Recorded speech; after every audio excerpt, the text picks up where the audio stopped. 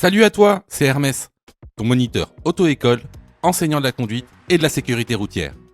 Aujourd'hui, je te propose un examen complet du code de la route, commenté et corrigé. Allez, on perd pas de temps, on commence tout de suite. Question numéro 1. À cette intersection, je peux tourner à gauche. Oui, réponse A, non, réponse B.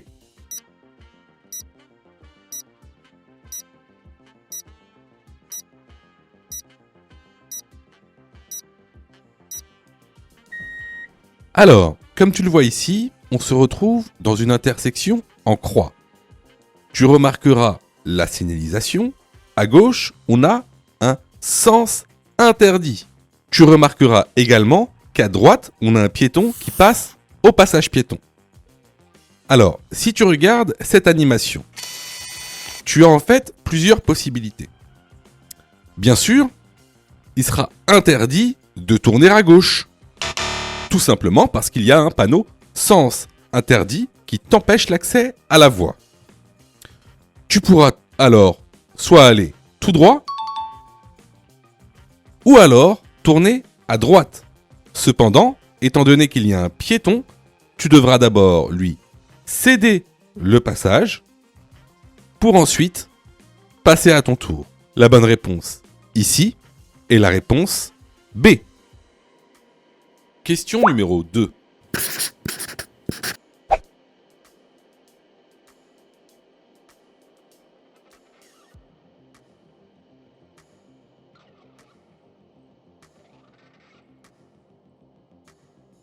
Je dépasse le second camion.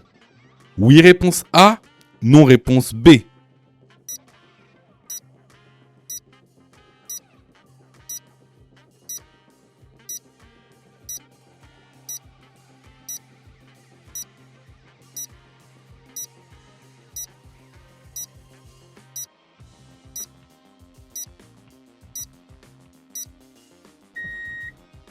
Alors, pour pouvoir répondre à cette question, il faut tout d'abord que tu saches ce que c'est qu'une distance de sécurité.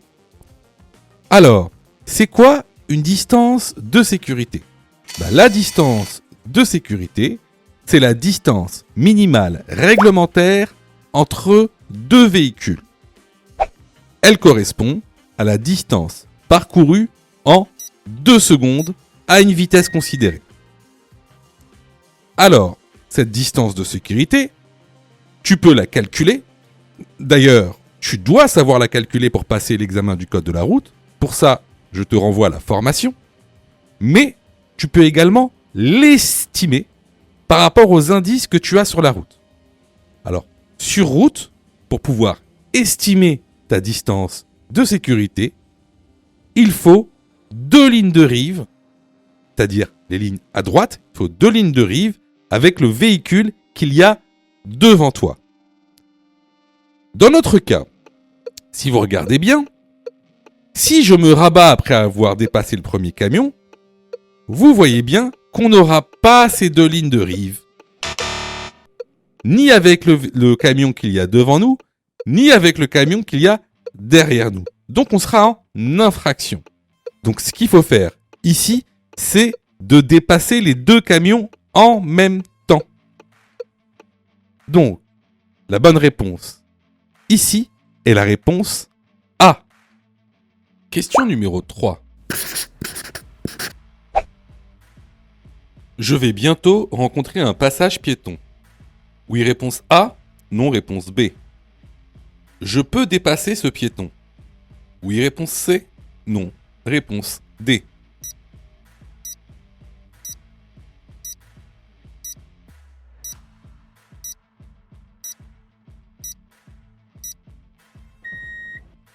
Alors, comme le montre la signalisation, on a un panneau de danger qui nous informe d'un passage piéton. Donc oui, effectivement, on va rencontrer un passage piéton.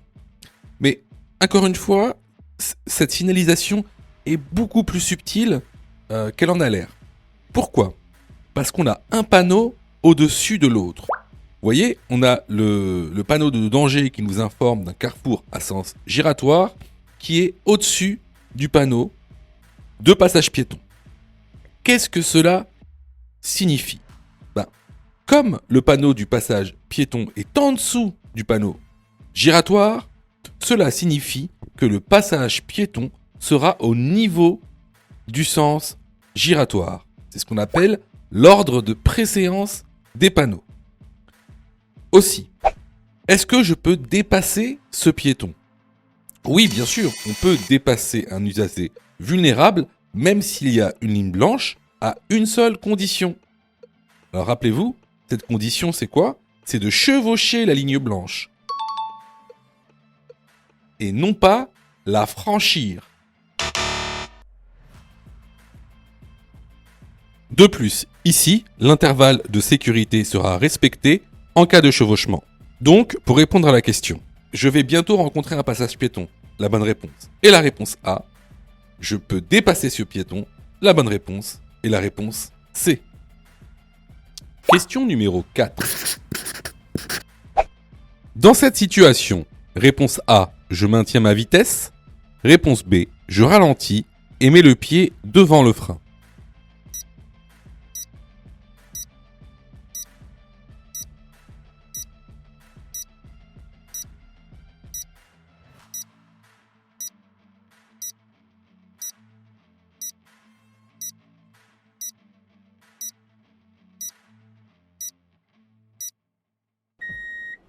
Alors ici, on voit bien que les conditions climatiques sont défavorables. Donc, il pleut.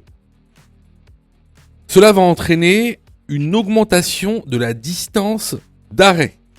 Donc, je ne maintiens pas ma vitesse, je ralentis et je mets le pied devant le frein au cas où le feu passerait au rouge. La bonne réponse ici est la réponse B. Question numéro 5. Dans cette situation, je dépasse le cycliste, réponse A. Je klaxonne le cycliste, réponse B. Je reste derrière le cycliste pour le moment, réponse C.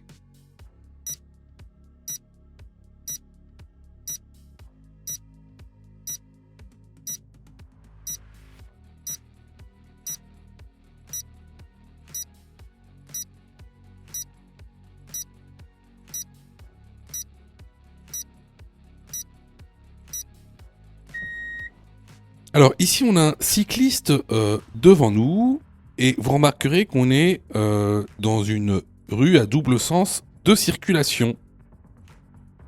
Et un peu plus loin devant nous, on a donc un véhicule, donc on va croiser le véhicule, à coup sûr. Or, vous le savez, petit rappel, lorsqu'on dépasse un cycliste, on doit laisser un intervalle de sécurité de 1 mètre en agglomération. Donc ici, bien sûr, si on dépasse le vélo, on ne pourra pas respecter cet intervalle de sécurité car on a un véhicule qui vient en sens inverse. Est-ce que je klaxonne ? Il est strictement interdit de klaxonner en agglomération, sauf danger imminent, mais ici, il n'y a aucun danger imminent. Donc ce que je fais, c'est que je reste derrière le cycliste et j'attends un moment plus favorable pour le dépasser. Donc ici, la bonne réponse est la réponse C. Question numéro 6.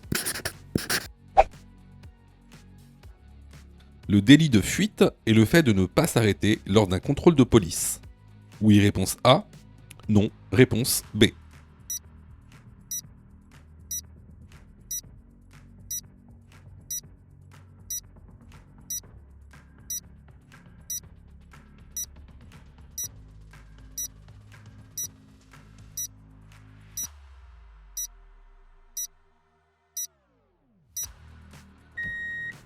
Alors, souvent vous confondez deux choses.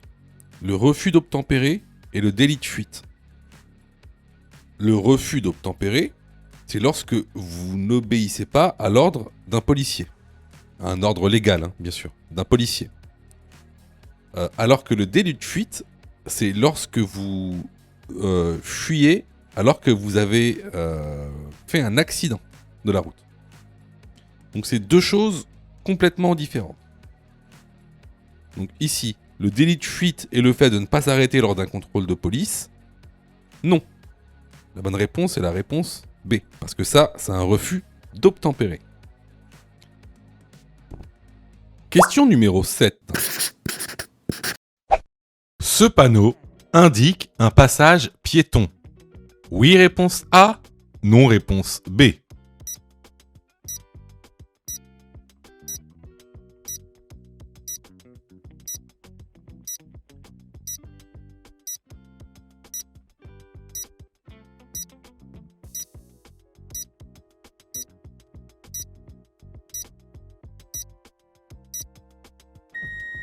Alors, le panneau de danger qui indique un passage piéton, c'est celui-ci.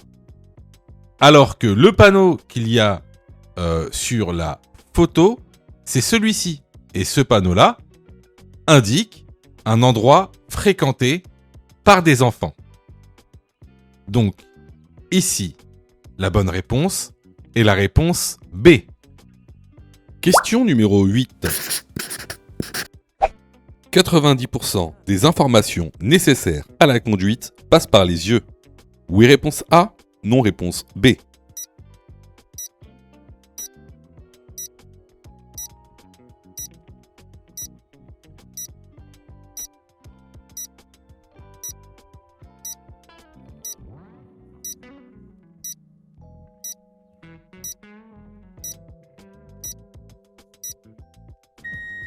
Alors là, c'est vraiment une question de cours pur, donc on va pas s'y attarder. Effectivement, 90% des informations nécessaires à la conduite passent par les yeux. La bonne réponse est la réponse A. Je vois que tu es super motivé pour avoir ton code. Alors, soutiens la chaîne en t'abonnant et surtout en activant les notifications afin d'être prévenu des dernières vidéos mises en ligne. Question numéro 9. Le véhicule, à ma gauche, roule lentement. Je le dépasse en restant sur ma voie. Oui, réponse A. Non, réponse B.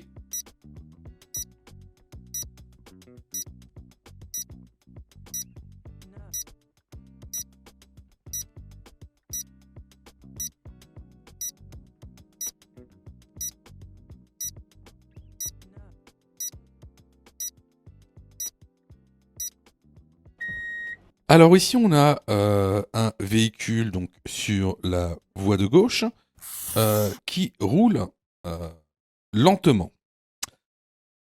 Moi, je suis sur la voie centrale. Est-ce que je peux le dépasser en restant sur ma voie? Eh bien non. Pourquoi je ne peux pas le dépasser en restant sur ma voie? Car si je le dépasse en restant sur ma voie, je vais le dépasser par la droite. Or, c'est strictement interdit de dépasser un véhicule par la droite. Alors, qu'est-ce qu'on fait dans cette situation? Dans cette situation, si le véhicule à gauche roule lentement, tiens, d'ailleurs, qu'est-ce que ça veut dire que rouler lentement sur la voie de gauche? Est-ce que vous connaissez la vitesse minimale autorisée sur la voie de gauche? Bon, si vous ne le savez pas, je vous conseille vraiment d'aller sur la plateforme pédagogique, car c'est le B.A.B.A.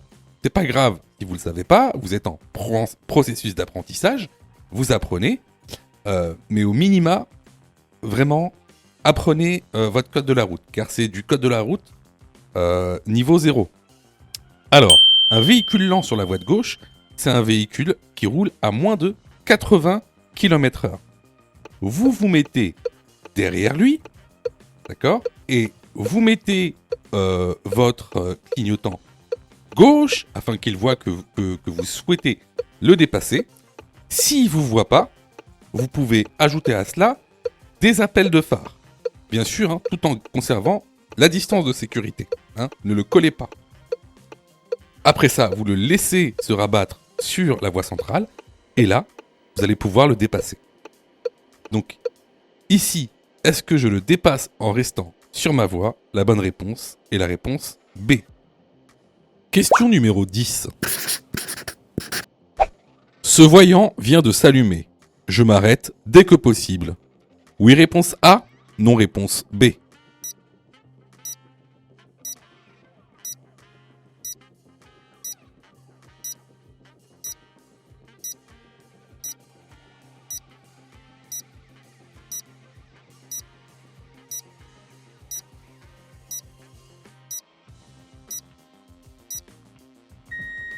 Alors, ce voyant indique une surchauffe moteur. Donc, dès qu'il s'allume, vous vous arrêtez dès que possible. La bonne réponse ici est la réponse A. Question numéro 11. Si je roule trop vite, je peux me faire flasher. Oui, réponse A. Non, réponse B.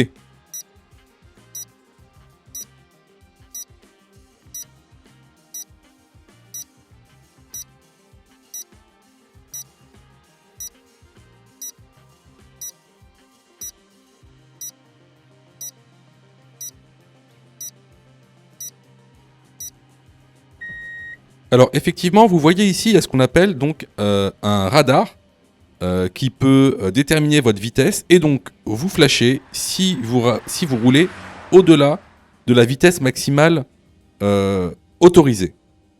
Donc ici, la bonne réponse est la réponse A. Question numéro 12. Sur ce rond-point, réponse A, je cède la priorité à droite. Réponse B, j'ai la priorité sur les véhicules venant de droite.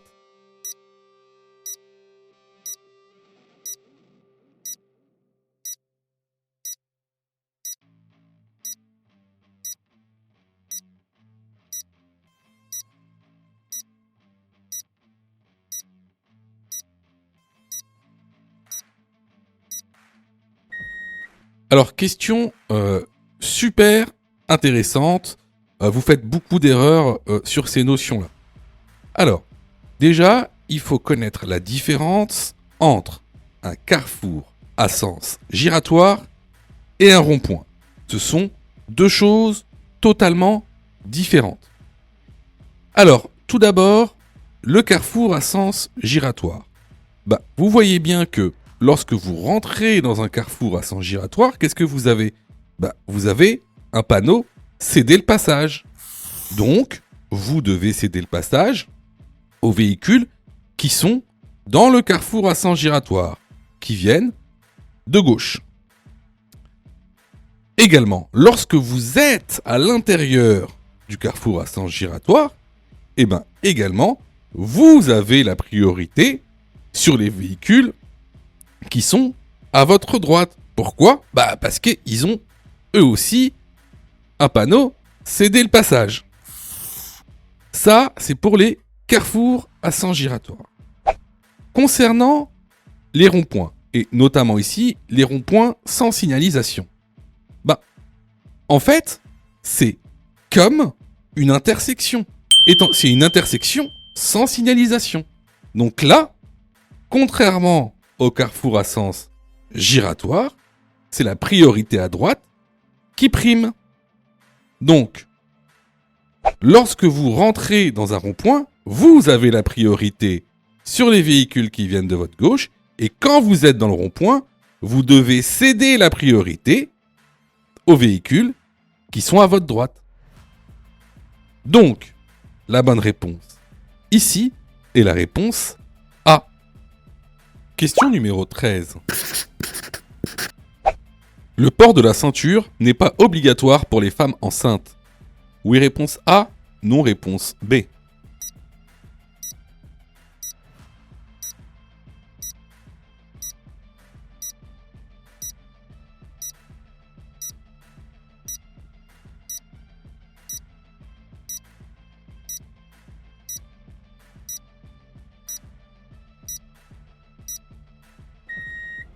Le port de la ceinture de sécurité dans un véhicule est obligatoire pour tout le monde, même les femmes enceintes.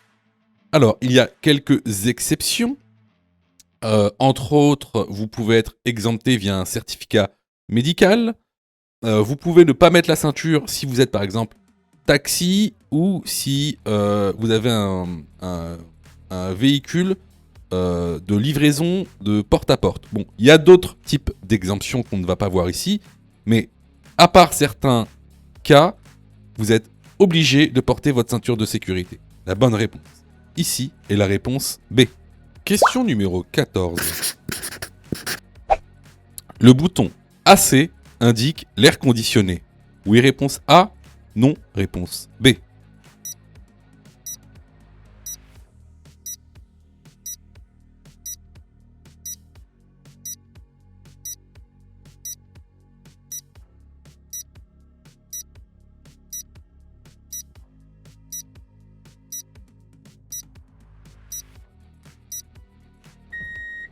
Alors oui, effectivement, là c'est une question très facile. Le bouton AC, c'est pour air conditionné. Donc la bonne réponse ici est la réponse A.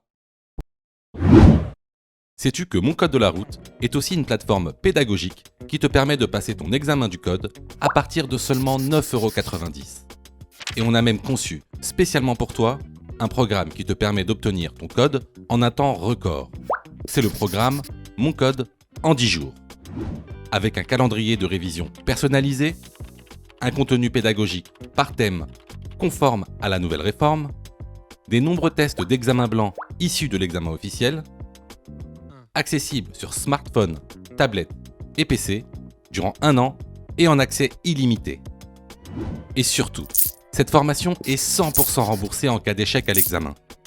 Alors, si tu souhaites obtenir ton code du premier coup sans te ruiner et sans risque, rejoins notre programme en cliquant sur le lien en description de la vidéo. Pour ça, tu as juste à cliquer sur le lien en description et à choisir ta formule. Question numéro 15. Après ce panneau, je peux dépasser une voiture. Oui, réponse A. Non, réponse B.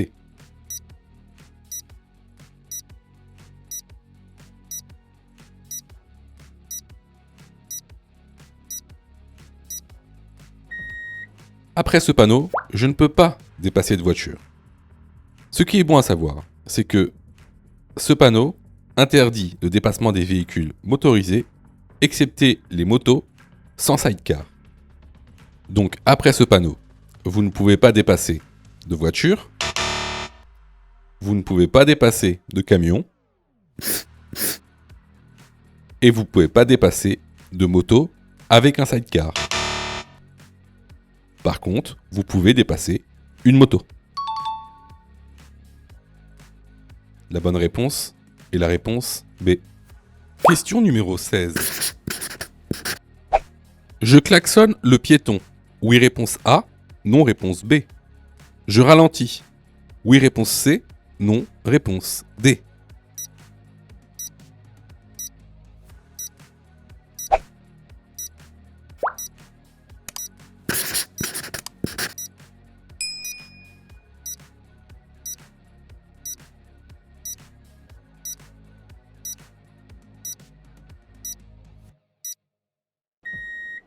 Alors, je pense que maintenant, tu le sais, en agglomération, il est strictement interdit de klaxonner, sauf danger immédiat. Ici, il n'y a pas de danger immédiat. Le piéton est assez loin. Donc, est-ce que je ralentis ? Oui, ici, je ralentis et je laisse passer le piéton. Les bonnes réponses sont les réponses B et C. Question numéro 17. La pollution atmosphérique peut être réduite en pratiquant le covoiturage et l'écopartage. Oui, réponse A. Non, réponse B.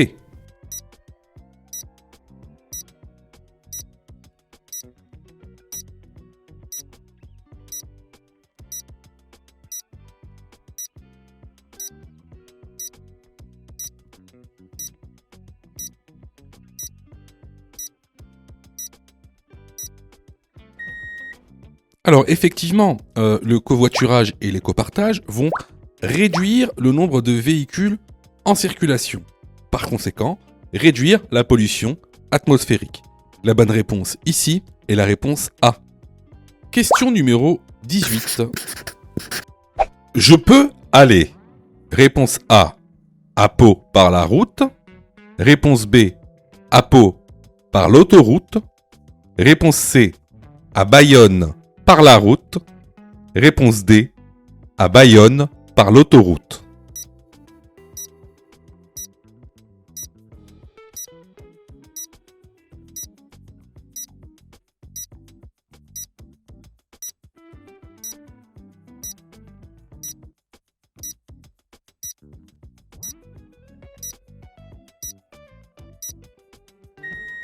Alors, comme tu peux le voir sur le panneau, il y a différentes couleurs. Alors, l'encart vert indique un itinéraire routier, alors que un encart bleu va indiquer un itinéraire autoroutier. Ici, comme tu peux le voir, tu peux aller à Pau par la route, car il est dans l'encart vert. Mais tu peux également aller à Pau par l'autoroute, car il est également dans l'encart bleu. Concernant Bayonne, Bayonne est dans l'encart bleu. Tu peux donc aller à Bayonne par l'autoroute. Par contre, Bayonne ne se trouve pas dans un encart vert. Alors, tu peux pas partir à Bayonne par la route. Donc, les bonnes réponses ici sont les réponses A, B et D. Question numéro 19. Dans cette situation, le piéton est prioritaire. Oui, réponse A, non, réponse B. Si je refuse la priorité au piéton, je risque une amende. Oui, réponse C, non, réponse B.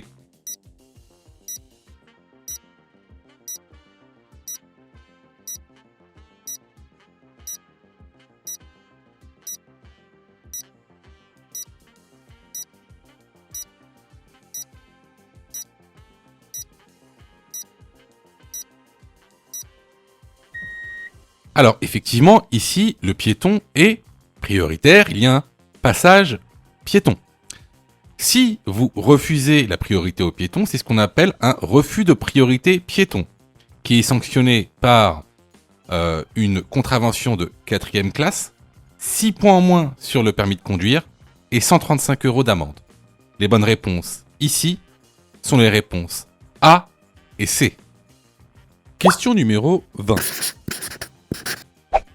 La vitesse maximale autorisée pour un poids lourd est de réponse A 130 km/h, réponse B 90 km/h.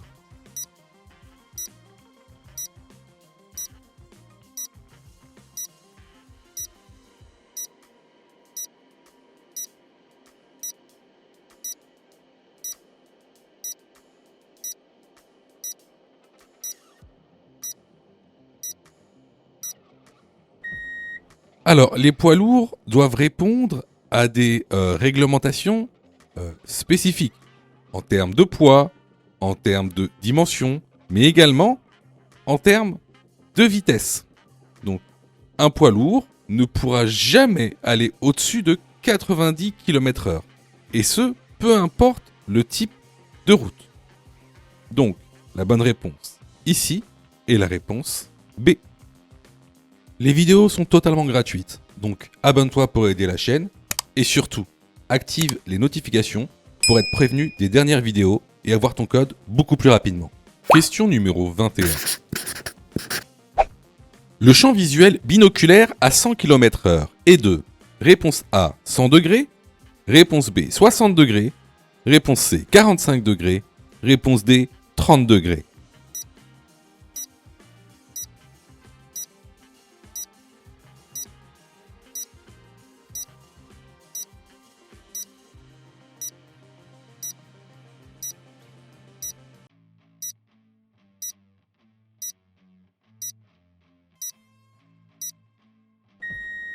Alors, tout d'abord, c'est quoi le champ visuel? Alors, le champ visuel, c'est la portion de l'espace que vous pouvez voir. Alors, il existe le champ visuel binoculaire, c'est ce que vous pouvez voir avec vos deux yeux, et le champ visuel monoculaire, c'est ce que vous pouvez voir avec qu'un seul œil. Donc, chez l'être humain, le champ visuel binoculaire avec les deux yeux à l'arrêt est de 120 degrés. Contrairement à tout ce qu'on peut vous dire sur les applications que vous trouvez sur Internet. C'est la différence entre des spécialistes du code de la route et des non-spécialistes du code de la route. Enfin, Ce que vous devez savoir, c'est que le champ visuel va diminuer avec la vitesse. Plus vous allez prendre de la vitesse, plus votre champ visuel va se rétrécir. Alors ici, on a un tout petit schéma. Donc ici, vous voyez que à 40 km/h, on a un champ visuel binoculaire de 100 degrés. À 70 km/h, on a un champ visuel binoculaire de 75 degrés. À 100 km/h, on a un champ visuel binoculaire de 45 degrés. Et à 130 km/h, un champ visuel binoculaire de 30 degrés. Donc ça, c'est des choses à savoir. C'est des questions qui tombent souvent dans le code de la route Nouvelle Réforme. Donc ici, la bonne réponse est la réponse C. Question numéro 22. Il est préférable d'écouter de la musique avec A. Des écouteurs, B. La radio.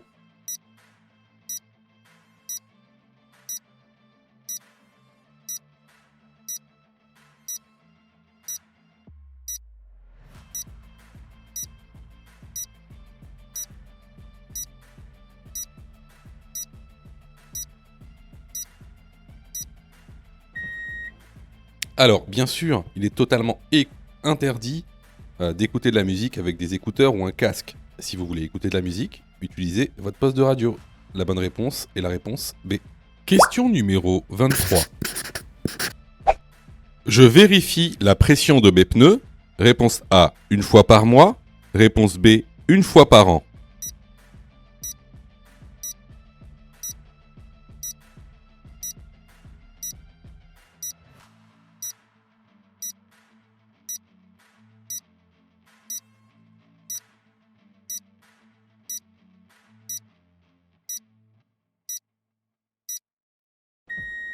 Alors, tu dois vérifier la pression de tes pneus une fois par mois.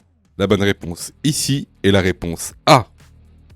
Question numéro 24. Des enfants se trouvent sur le trottoir de droite. Je ralentis? Oui, réponse A. Non, réponse B. Je fais des appels de feu stop. Oui, réponse C. Non, réponse D.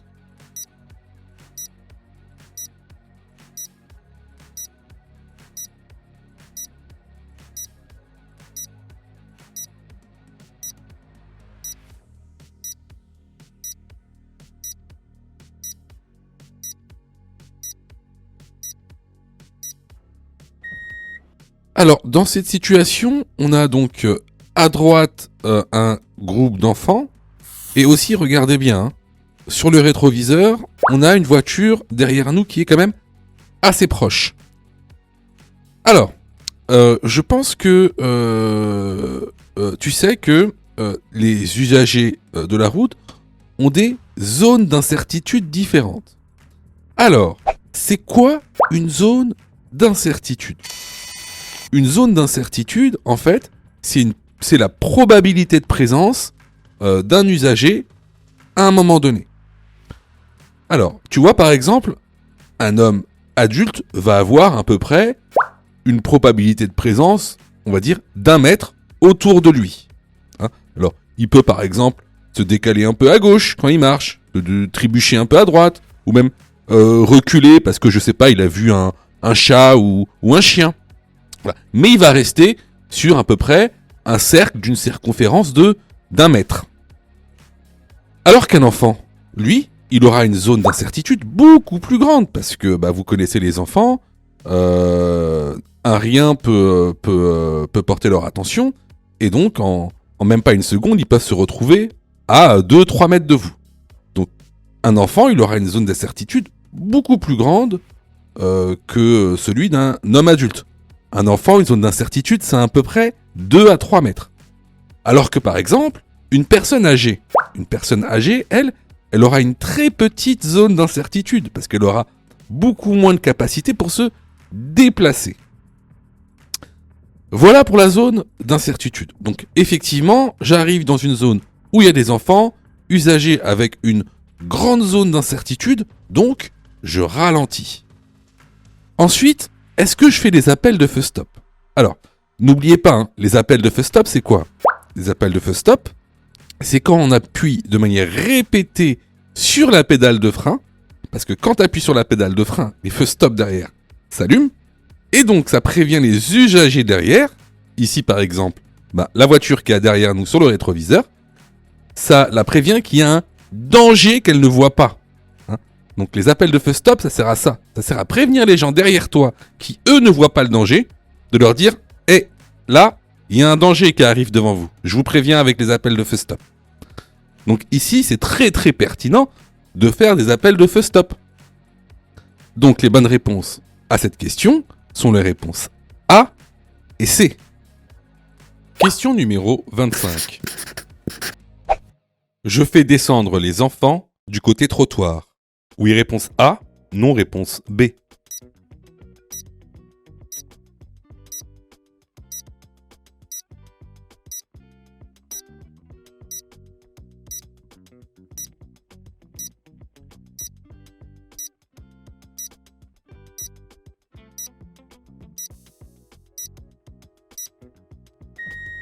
Alors là, c'est une question vraiment très simple et très logique. Effectivement, on fait descendre les enfants toujours du côté trottoir pour des raisons de sécurité.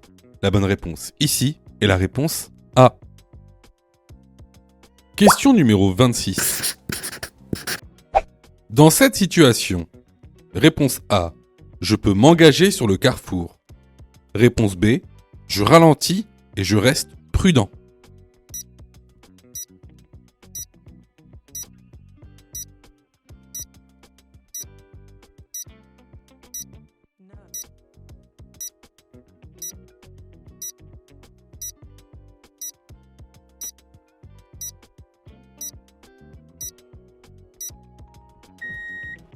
Eh bien, ici, je ne vois pas ce qu'il y a derrière le camion. Le camion m'obstrue la vision.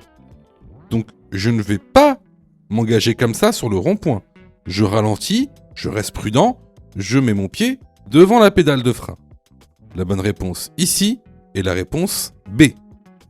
Question numéro 27. Ce marquage au sol autorise le déplacement des deux roues motrices. Oui, réponse A, non, réponse B. Le dépassement des véhicules lents. Oui, réponse C, non, réponse D.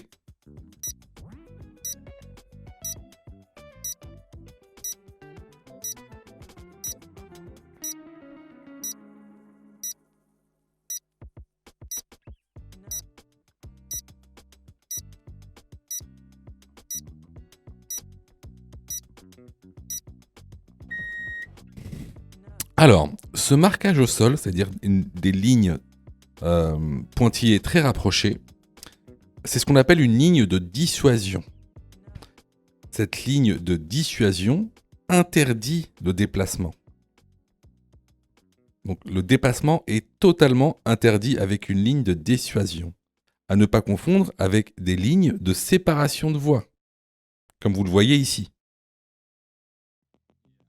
Alors, cette ligne de dissuasion autorise le déplacement des véhicules lents exclusivement. Donc ici, les bonnes réponses vont être les réponses B et C. Question numéro 28. Je peux circuler avec cette voiture. Oui, réponse A, non, réponse B. Je dois d'abord dégivrer le pare-brise. Oui, réponse C, non, réponse D.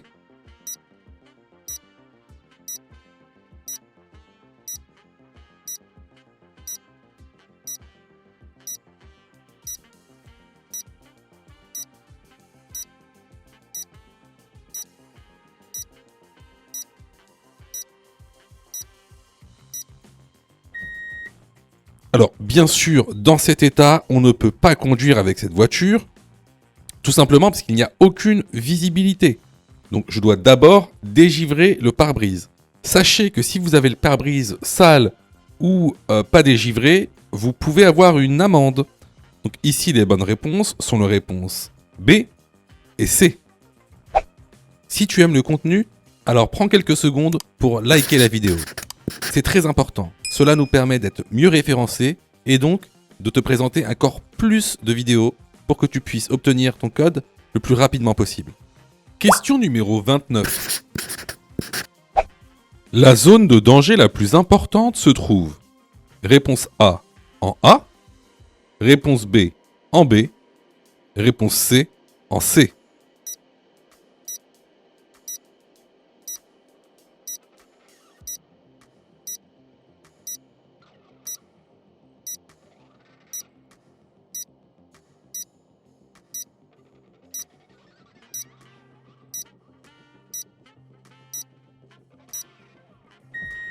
Alors, ici, si tu remarques bien, la zone de danger la plus importante, elle se trouvera en B. Pourquoi? Parce que c'est la zone de danger la plus proche. Est-ce que la zone A est une zone de danger? Oui, c'est également une zone de danger, mais elle est loin. Est-ce que la zone C est une zone de danger? Oui, on est sur une intersection, il y a une voiture qui s'engage dans une intersection, c'est une zone de danger également. Mais regardez en B. En B, on a le montant de la voiture qui nous cache en fait le passage piéton. Et il pourrait très bien y avoir un passage piéton sur ce qu'on appelle cet angle mort. Hein. N'oubliez pas, hein, si vous allez dans le cours, ce montant de voiture constitue un angle mort. Et ici, croyez-moi que même dans la réalité, vous ne verrez pas le piéton s'il y a un piéton qui a juste derrière. Donc ici, la zone de danger la plus importante se trouve en B. La bonne réponse est la réponse B. Question numéro 30. Avoir une alcoolémie de plus de 0,8 g par litre de sang au volant constitue. Réponse A, une infraction. Réponse B, un délit. Réponse C, une contravention. Réponse D, un crime.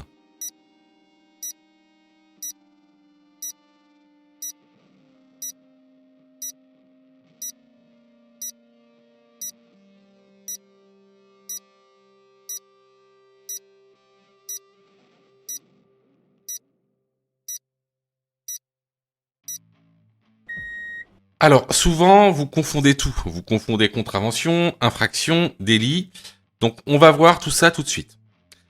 Alors, c'est quoi une infraction déjà ? Une infraction, c'est le fait de contrevenir à la loi. D'accord ? Et lorsque vous allez contrevenir à la loi, vous allez avoir des sanctions.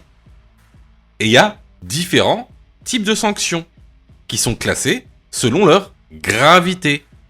Vous allez avoir les infractions les moins graves qui sont des contraventions. Ensuite, un peu plus graves, les délits. Et ensuite, les plus graves qui sont les crimes. Alors, concernant les contraventions, c'est quoi ? Les contraventions, ce sont des sanctions pécuniaires, par exemple des amendes, plus des sanctions administratives. Par exemple, des retraits de points, des suspensions de permis, des annulations de permis. Ensuite, les délits, ça va être quoi ? Ça va être la même chose, sauf que ce sera un peu plus. Ce sera des amendes un peu plus grandes, ce sera des sanctions administratives un peu plus grandes, et également des peines de prison. Hein, pour les délits, les peines de prison vont de 2 ans à 10 ans.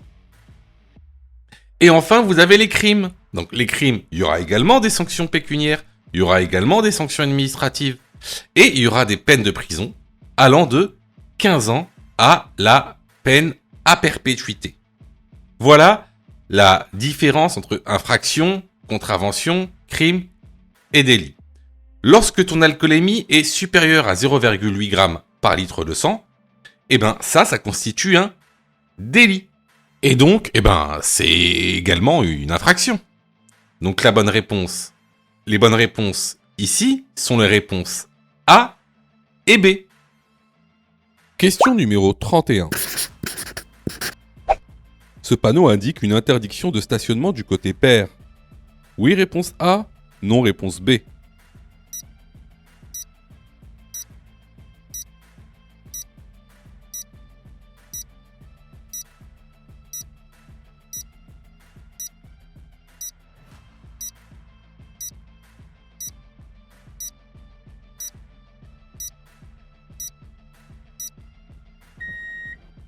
Ce panneau indique une interdiction de stationner du 1er au 15 du mois.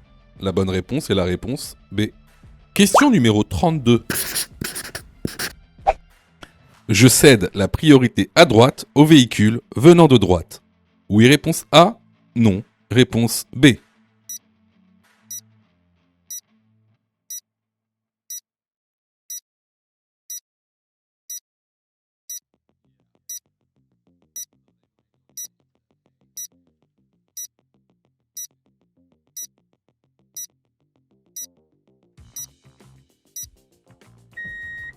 Alors ici tu vas me dire, le véhicule vient de droite, je cède la priorité à droite. Je lui cède donc la priorité.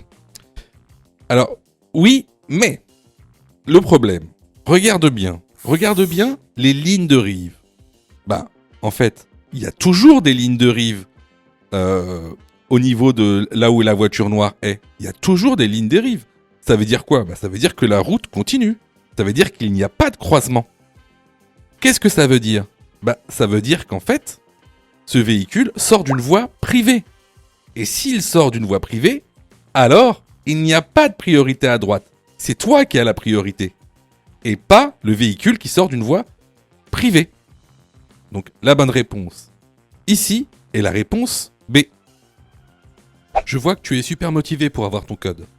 Alors, soutiens la chaîne en t'abonnant et surtout en activant les notifications afin d'être prévenu des dernières vidéos mises en ligne. Question numéro 33. La consommation d'alcool diminue la capacité à voir la couleur rouge. Oui, réponse A. Non, réponse B.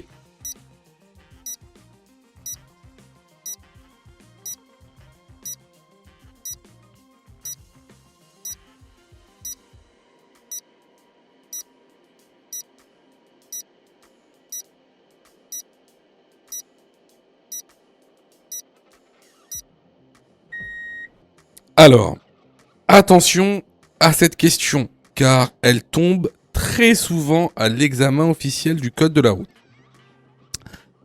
Alors effectivement, la consommation d'alcool va diminuer la capacité à voir la couleur rouge. Alors, ça a une importance. C'est quand même une question qui est pertinente. C'est-à-dire que, étant donné que énormément de signalisations sont de couleur rouge, notamment les feux rouges, notamment les panneaux de danger, notamment les panneaux d'interdiction. Ils sont de couleur rouge. Donc, en buvant de l'alcool, tu vas être moins enclin à les repérer. Donc, ici, la bonne réponse va être la réponse A. Question numéro 34. Le taux d'alcool délictuel pour un permis probatoire est de réponse A, 0,8 g par litre de sang. Réponse B, 0,4 mg par litre d'air. À partir de ce taux, le risque d'accident est multiplié par 15, réponse C, 10, réponse D.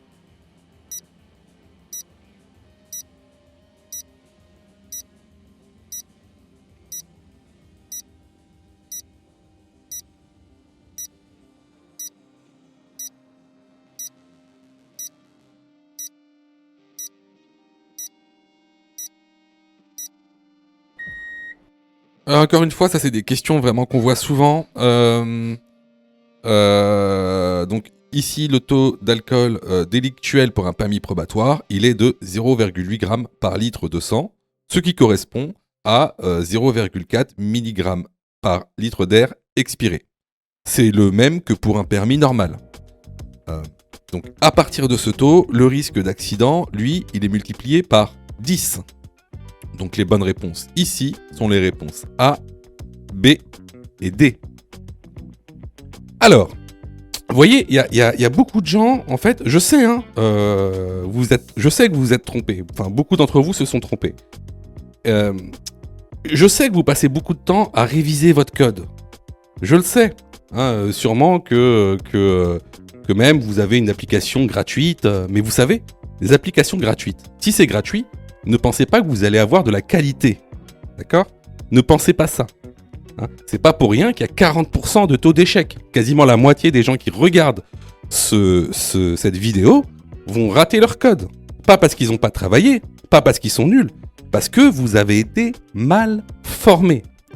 C'est pour ça que nous, on vous propose donc une plateforme de formation 100% dédiée au code de la route, réalisée par des professionnels, avec une méthodologie adéquate qui vous permettra d'avoir votre code de la route rapidement. En plus de ça, vraiment ça coûte pas cher. Vous pouvez commencer à vous former pour 9,90 €. Ça c'est la formule la plus basse. Sinon, vous pouvez même choisir la formule Mon code en 10 jours. Et avec cette formule, vous êtes 100% remboursé si vous ratez votre code. Simplement en envoyant la preuve de votre échec. Donc voilà, moi un petit conseil que je vous donne, surtout si vous êtes trompé à cette question, allez dans la plateforme, formez-vous correctement. Vous allez voir, ça va bien se passer. Pour ça, tu as juste à cliquer sur le lien en description et à choisir ta formule. Question numéro 35. Le véhicule est vert. Le véhicule bleu peut s'engager immédiatement. Oui, réponse A. Non, réponse B.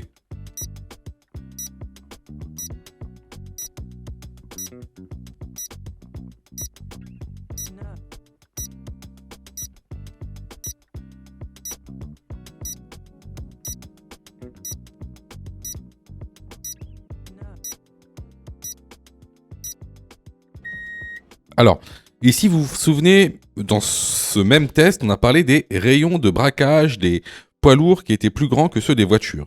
Là, ici, regardez, le bus veut tourner à droite. Donc, il va se déporter à gauche pour tourner à droite. Donc, ici, le véhicule bleu doit attendre que le bus tourne à droite pour pouvoir s'engager. La bonne réponse est la réponse B. Question numéro 36. J'ai la priorité, donc je dépasse le tracteur. Oui, réponse A. Non, réponse B.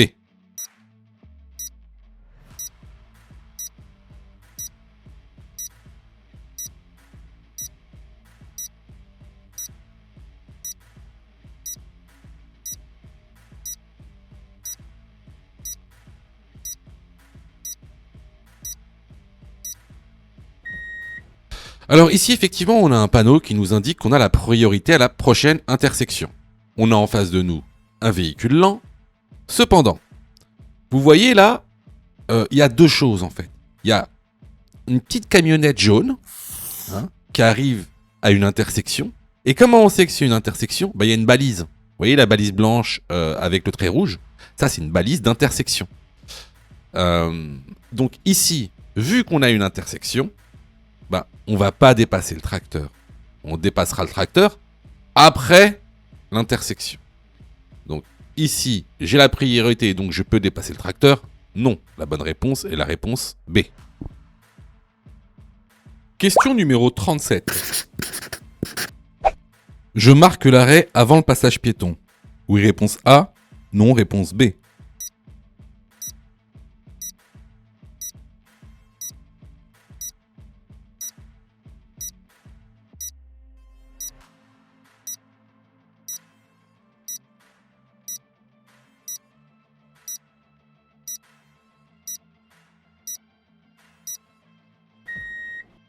Alors cette question, il me semble qu'on l'a déjà vu même dans ce test-ci qu'on est en train de faire. Donc ici, on a un passage piéton qui n'est pas régulé par une signalisation lumineuse. Donc, ceux qui sont prioritaires, c'est les piétons. Donc ici, je dois m'arrêter et laisser passer les piétons. Sinon, c'est un déni de priorité. 6 points en moins, 135 € d'amende. La bonne réponse est la réponse A. Question numéro 38. L'autonomie d'un véhicule électrique dépend de sa capacité. Oui, réponse A. Non, réponse B. De notre conduite. Oui, réponse C. Non, réponse D.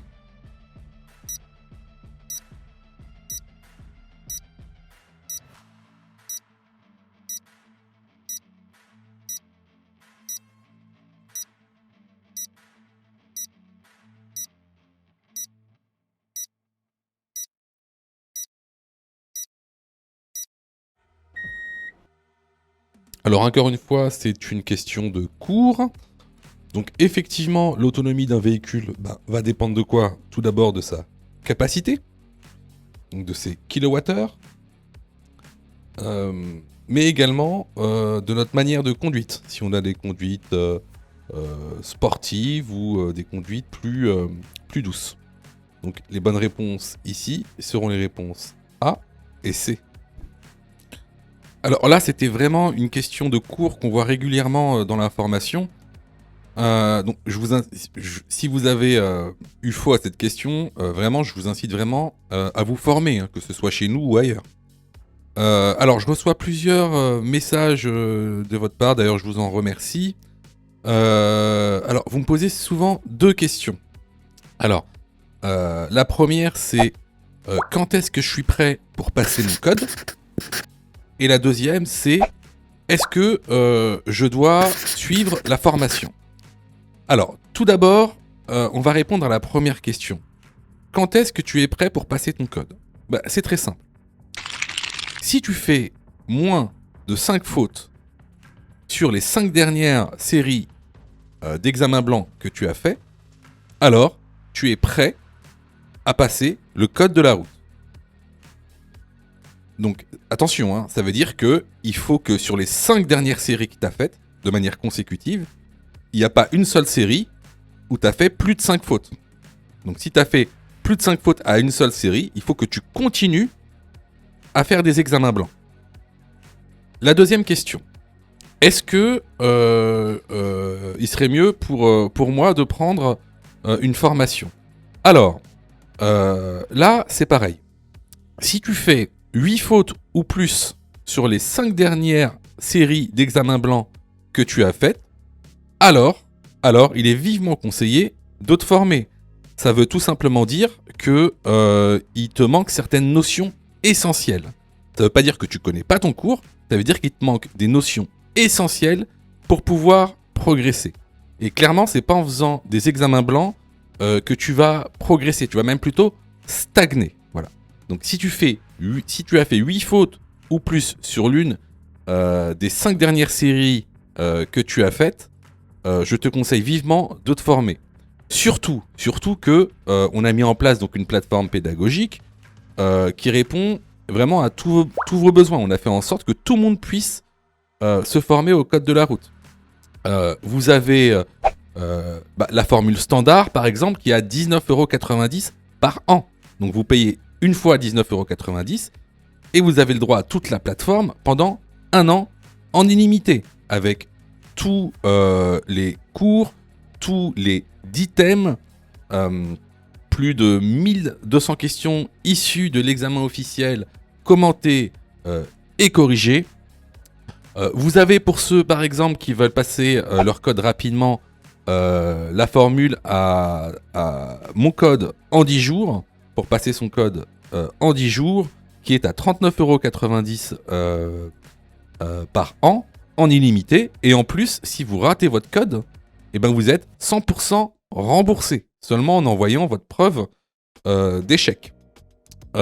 Sinon, pour ceux qui le souhaitent, vous avez la plus petite formule, la formule basique, qui est à 9,90 € par semaine. Celle-ci, c'est une formule qui est hebdomadaire, qui en général est réservée à ceux qui ont déjà passé leur code et qui ont échoué. C'est une sorte de remise à niveau. Donc, vraiment, il y en a pour tous les besoins et il y en a aussi pour tous les prix. Et c'est vraiment pas cher. Ce serait bête de rater son code alors que vous auriez pu vous former pour 9,90 €. Pour ça, tu as juste à cliquer sur le lien en description et à choisir ta formule. Question numéro 39.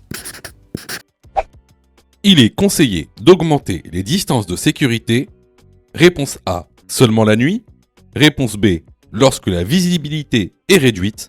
Réponse C, lorsque l'adhérence est réduite.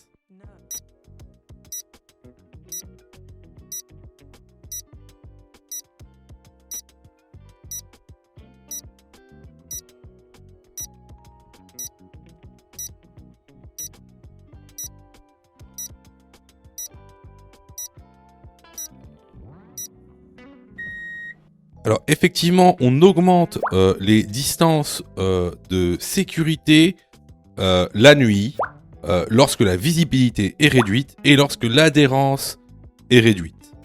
Ici, on va retenir que la réponse B Et C, parce que la réponse A dit seulement la nuit. Donc ici, les bonnes réponses sont les réponses B et C. Question numéro 40. Le clignotant est en panne lorsque le son est accéléré. Oui, réponse A, non, réponse B.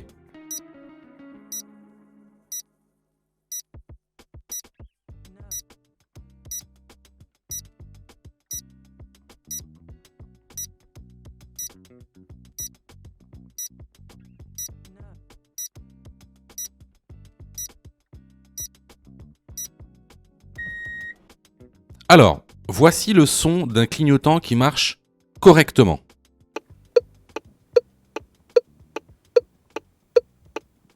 Et maintenant, voici le son d'un clignotant en panne.